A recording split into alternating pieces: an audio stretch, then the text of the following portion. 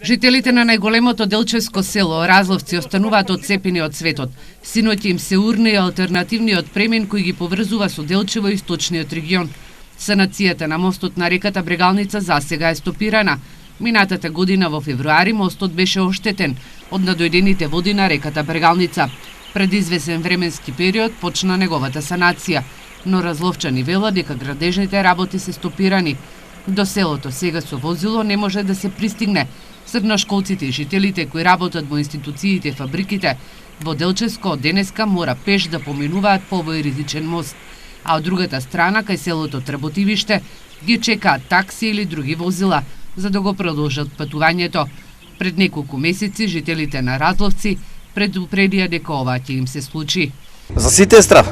Не камиони, не е комбе, не е лека кола, значи за сите. Не знаеш какво што Брегалница, исто во секој момент може да наиде, може да попуштат стубите поише и да стане до некои незгодни ситуации. Разловчани од утре почнуваат со протестите, бараат мостот да им се направи веднаш.